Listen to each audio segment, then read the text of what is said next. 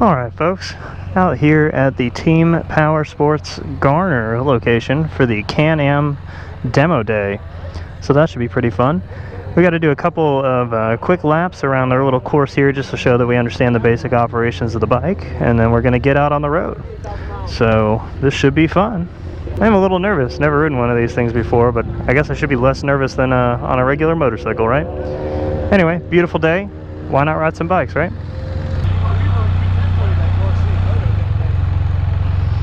Folks, this is super weird.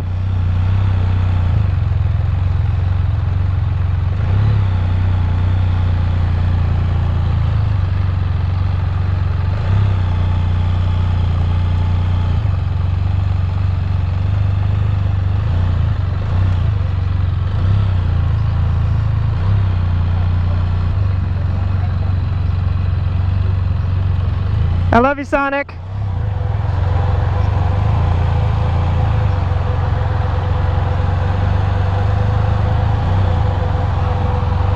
This will be our ride today, the Can-Am Spyder F3-T. What a big bike. Good to go. Okay, so foot on the brake, turn it on. Wait till it initializes, hit the mode button. Do you push and hold or just tap at once? You push it and then you should be able to hit start. Okay. Alright, you're good to go. Okay. A little bit different configuration there. Okay. Gear indicator and you should be good. Okay. This is exciting.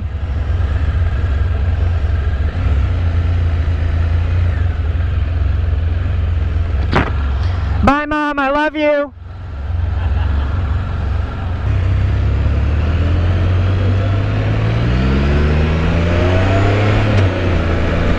Woohoo!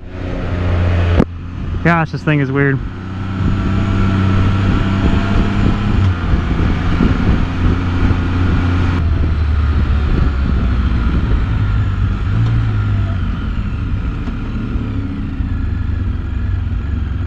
All right, that was fun. Got cut off from the group, but that's okay. We'll catch up.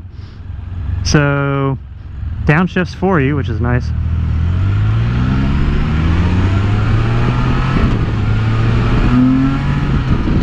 Wow, this thing is fast.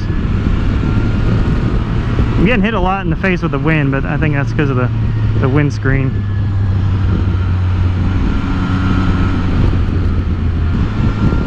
I don't know if I like it or not. It's just so different than a motorcycle.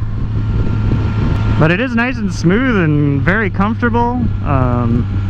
Yeah, getting a lot of wind like blowing in my face and stuff. I think it's just the windscreen and my height and everything like that, so not a huge deal. I guess I'm also not used to not having wind beat on my chest, you know what I mean? Dash is nice big digital speedometer. That's pretty cool. Ugh, bumps. Kind of forgot about that.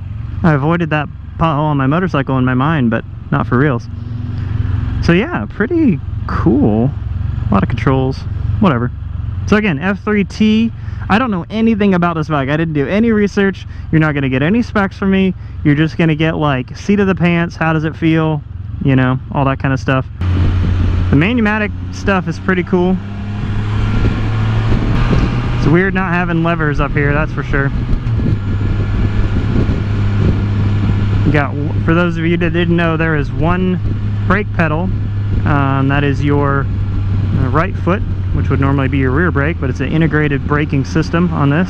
It's got all sorts of sensors and different things like that to help, you know, prevent it from tipping over and stuff like that. 4th gear, 5th gear, 4th gear. Yeah, downshifting is pretty cool, nice and smooth. The wind kind of bothers me, but yeah, I mean, if I tuck down at all, then it's not a big deal. It's just kind of weird to have it intermittently bouncing off of my head and my visor.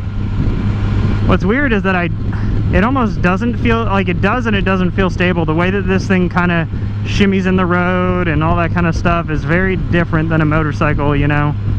It's hard to kind of get over that, having only ridden motorcycles myself.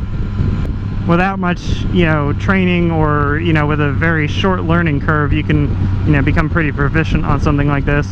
I don't particularly like that you're as wide, almost as wide as the lane. I mean, not quite as wide as a car, but as you can see from that guy in front of me, and even from me over here, you know, you don't have a ton of room to avoid things.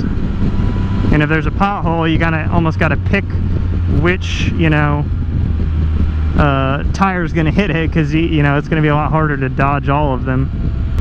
Automatic downshifting, kind of neat.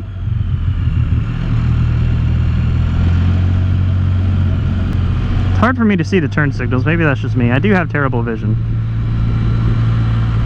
All right, first turn. Wow, that's weird. Yeah, that's so weird.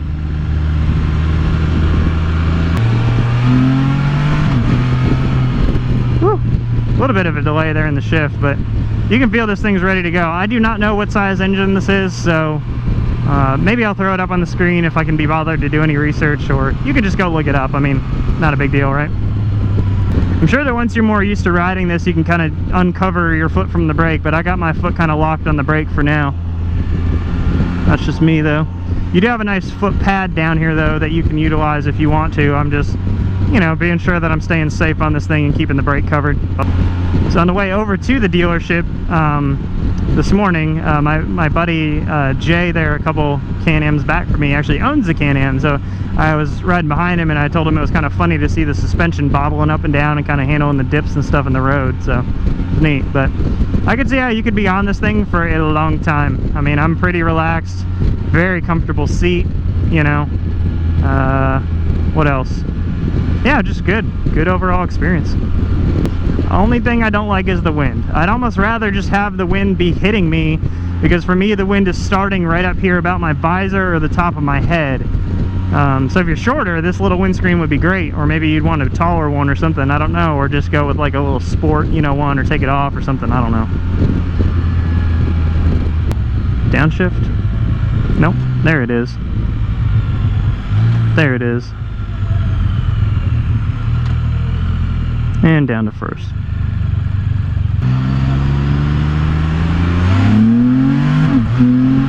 Woo, this thing wants to go. I don't really like the delay in the shift that much. That was, if you could see me kind of jolt forward, and I'm sure you could hear it in the engine kind of jerk a little bit. That was a little bit of a delay in the shifting, that because they said you're supposed to do no lift shift. You just keep your throttle down and just smack your little up button, and that's what you get. So the gentleman actually up in front of me, you know, something that makes this a great bike for him is he actually only has one leg. His left leg is amputated. He's in good spirits about it. We were chatting briefly, you know, while we were sitting in the dealership and stuff like that. He's funny. When he went to get off the bike, he flipped his leg up vertical and then got off the bike. That was kind of funny. I was like, man, I wish I could do that sometimes, you know. Anyway, but you know, for somebody that you know, maybe doesn't have as good a mobility or dexterity or something like that for doing certain actions, even if it's just something like your hand, I mean, you know, maybe you know, your hand doesn't have full use, so doing a clutch and things like that, you know. I mean, my thing is that, you know, get out there on some amount of wheels, 2 wheels, 4 wheels, 3 wheels, whatever, 6 wheels. Ooh, that'd be fun, a 6-wheeler, right? But just have fun, get out there, enjoy it. I mean, look at this weather, you know, being out here on the road, it's awesome, you know. I have a respect and an enjoyment and an appreciation for all different types of bikes and all different types of riders and rider situations and stuff like that. So I can certainly see a place for something like this. This could be really cool, like if you just wanted something easy to ride, you know, like a Goldwing or something like that, a huge bike, right? It's like so tall and heavy and everything like that, and it's like great, and then you put all your luggage and a passenger and everything. But you know, a couple folks, there's like a few couples that are on this, are on these right now, and some other ones later, but they're, you know, great road trip thing, right? You know, to enjoy that together, you know. Like, I'm sure my spouse would get on this like 100 times faster than she would get on my bike, which she hasn't gotten on my bike at all, if that tells you anything. But this is so stable, you know. It is a little weird as you kind of bounce down the road and feeling all the dips and everything like that, you know. That is a little bit different, but I mean, overall, not bad. I guess I'll shut up now and maybe something interesting will happen. Yeah, very different feeling than a bike. I will say that my right foot over here is pretty toasty. There's just like a lot of heat coming off of there and stuff. I don't notice it as much on my left foot. I went ahead and put my foot down on the pad now instead of having it angled up on the brake. Feels a little nicer. Nice pads though. I mean, it's very comfortable seating position. It's like just chilling in a chair, you know.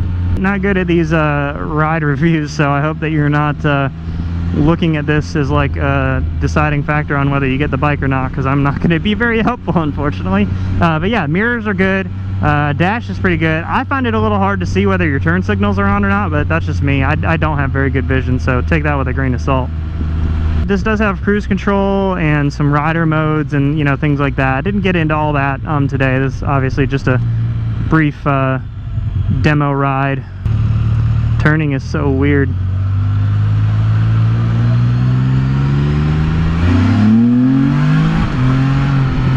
That shift felt a little bit better. Not too bad.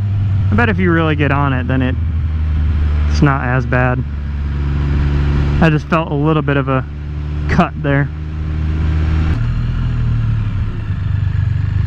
Don't have to downshift. Don't have to put your feet down. So you've got buttons here, handlebars, more buttons, little sweepy needle thingies, and a television. Not bad.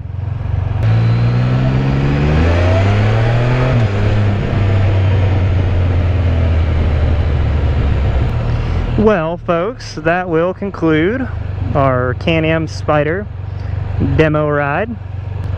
Look, my idea, folks, with this is I'm going to experience as many bikes as I can, as much as I can. Demo days are free. Why not go experience something? Maybe it's not exactly what you want or what you think that you'd want, you know. Aw, I hit a cone. That's okay. But why not? I did hit a cone. That's funny. After all that, parking brakes on, kill switch off. Anyway, that was fun. Hope you guys enjoyed it. Go buy a Can-Am. Tell me all about it.